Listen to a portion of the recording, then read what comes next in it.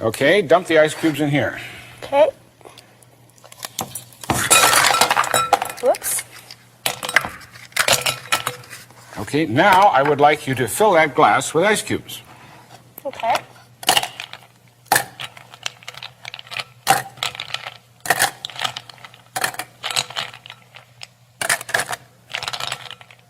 Certainly full, right? Yeah. In fact, sticking over the top. Okay, next, I would like you to take these 2 glasses over to the sink and fill them both almost full of water. Then Okay. bring it back, okay?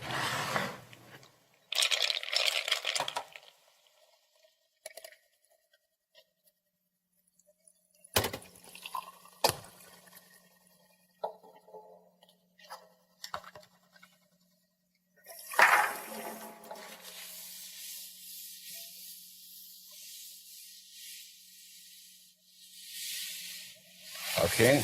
Now you notice I'm wiping off the table so there's not a drop of water on it.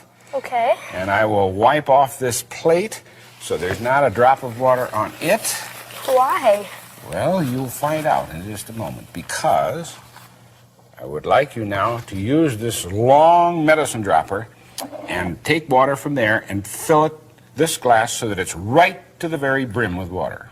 Okay.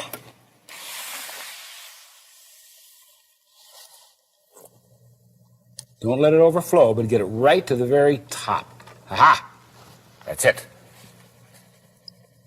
Okay, move these out of the way. Wipe everything up so there's no water anyplace. Now my question is, as the ice melts, will the glass water overflow over the top of the glass? I think so. Why? Well, because like you have the water, and the water is full to the top, and then you have the ice also, and like I think while the ice melts, it'll just overflow. Okay, that's one theory, and that's definitely a theory, right? Yeah. You know what a theory is. Well, there's another theory, which I would like to advance and see how you like that. As you know, ice expands when it freezes as compared to water. That's why ice floats, right? Yeah. Okay. So therefore, as the ice condenses, in other words, goes back into water, it should take up less space. Therefore, the water level will drop.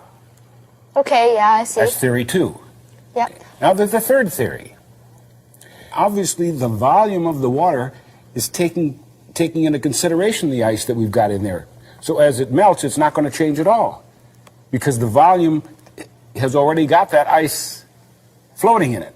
Okay, I see. That's the third theory. Which one are you going to take? Mine. My theory. The first one? Yep. That it's going to overflow. Yeah.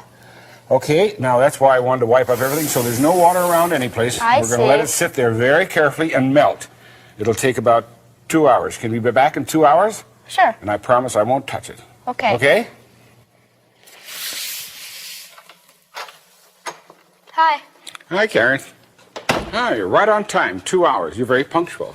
Are you usually? Most of the time. Okay. There's the glass that had the ice in it. Don't touch the counter now.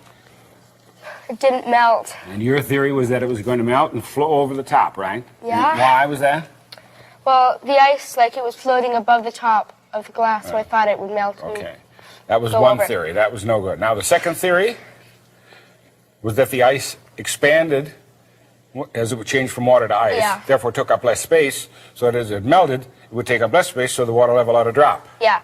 Didn't, did it? No. So the third theory, you remember now I told you that as you added water to the ice and you got it all to float, the level of the water took into effect the mass of the ice. Yeah. And therefore, as it melted, that water level is going to stay exactly the same.